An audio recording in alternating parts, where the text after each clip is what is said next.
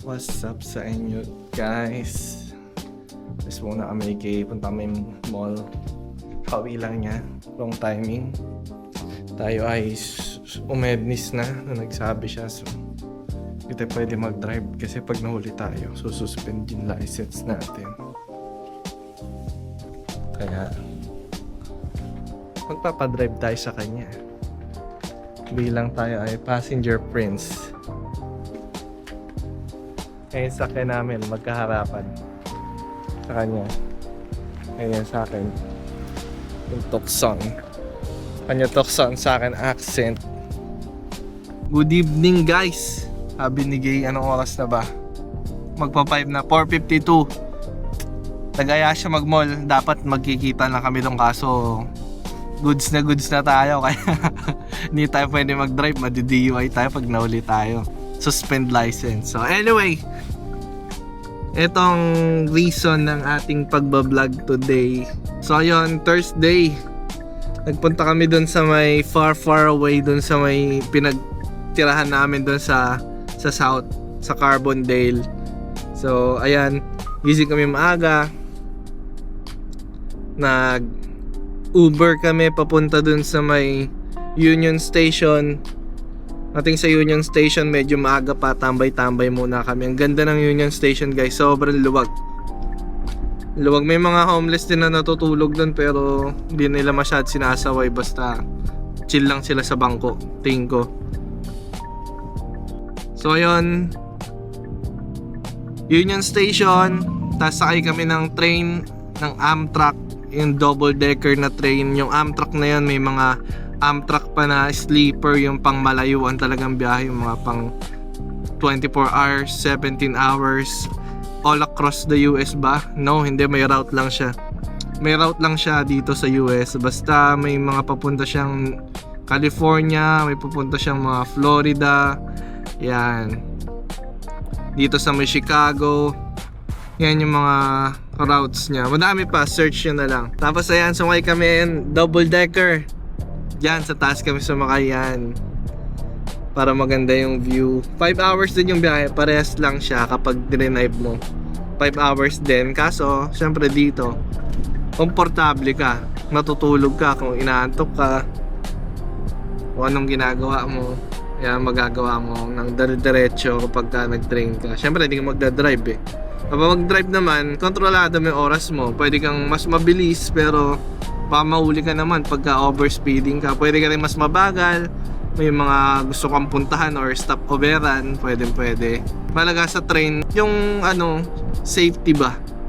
Yan, mas safe. Tsaka pag maraming gamit, katulad niyan, may mga gamit kami dala ni Gay. Hindi naman gaano, pero 2 punong backpack tsaka isang cooler na natitiklop. Yan lang naman. Kasi kukunin ko rin sa sakyan ko. So ayan, 5 hours nakalipas, pababa na kami ng Carbondale guys. Nag-a-alert na yung Google ko. Una nag-alert yung Riot ko sa Valorant na may nag-change ng password. So ang ginawa ko, pinalitan ko yung password nung sa Riot ko. After nun, mga after 30 minutes, ayan na yung Google ko na may YouTube, yung Chairman Vlogs na account. Yung Chairman Vlogs na account, pinapalitan na ng password, pinapalitan na ng phone number, pinapalitan na ng address, pinagdi-delete niya lahat ng info ko, pati yung associated na Google, yung recovery na Google account. Tinanggal niya rin lahat. Sobrang bilis, parang bot yung humak. Kasi sunod-sunod yung notification eh, parang segundo lang yung pagitan ng mga notif niya. Guys, dito tayo sa Carbondale. Lapag na pagkalapag, pagkainto ng tren sa Carbondale, yung Gmail ko, ang dami pumasok na mail. Sumabog yung Gmail ko. Nahack na yung YouTube channel natin guys, yung Chairman Vlogs natin. Oh my goodness, di ko alam paano i-recover. Ano ito, kakain muna kami. Hindi ko alam ang gagawin ko, alis pa ako mamaya after nito. Hopefully may balik natin, no? Kasi yun, hindi ko na-recover. Hindi ko pa siya nare-recover hanggang ngayon at hindi ko pa siya inintindi nung time na yon kasi Ayan, pagkatapos namin sinundo kami nila daddy. Kain kami sa may Yummy Buffet. Yan, tagal ko sila nakita kasi galing akong Pinas. Tapos umuwi ako ng Carbondale after 1 week. Yan, para kunin sa sasakyan, para makita sila at para bigay yung mga pasalubong. So, ayan, hanggang ngayon hindi natin ma-recover yung ating Gmail. At eto pa nga, etong account na to sa TikTok guys, paki-report, tulungan nyo ako i-report to. Tong Google Recovery PH na to, scammer guys. Eto, magkausap kami nga, isang usapan namin, ganyan-ganyan, may gagawin pa daw silang iba, kesyo may ganito mga errors daw kaya tumagal ng ilang araw. Pero chinecheck ko sila, nag-error daw, 98% na. So isip-isip ko kasi nga baka ni-report ko na nung una dahil pina-secure ko na yung account ko sa Google. Parang dinisable na nila. Kaya naisip ko baka nag-error dahil doon. So binigyan ko pa sila ng ilang araw hanggang ngayon. Tuesday na ngayon guys. Monday madaling araw. Dito sa Pinas ay mga hapon. Tong account na to ay sabi niya okay na daw. So padala ko daw sa Maya, ganun. Padala ko sa Maya. Pupunta niya daw sa store ng Maya store daw, siguro mga parang sa Gcash yun, yung mga nagpapa-Gcash, yung mga tinda-tindahan. So ganun, punta niya daw. Ito, at alam ko na yung mga ganun eh. Kasi medyo duda din ako eh. Wala siyang Facebook account, wala siyang Instagram. Pero syempre, alam mo yun, gusto mo na i-try eh. Dahil ano ka na eh, desperado ka na, gusto mong i-try mabalik yung account mo dahil syempre pinaghirapan mo yun. Grabe hirap sa YouTube men, hirap pagpa-monetize, kaya alam mo yun, isusugal mo lahat, wala ka pa sa tamang pag-iisip dahil inisip mo baka mawala yung account mo, di ba? So ito, yan, itong account niya, itong usapan, mga nag-send pa siya ng video sa email, sa Telegram na na-recover na, which is meron talaga, may account na na-login yung account ko mismo. Ewan ko na-recover o parang ginawa lang sa HTML or what, pero kuwang-kuha na pati picture eh.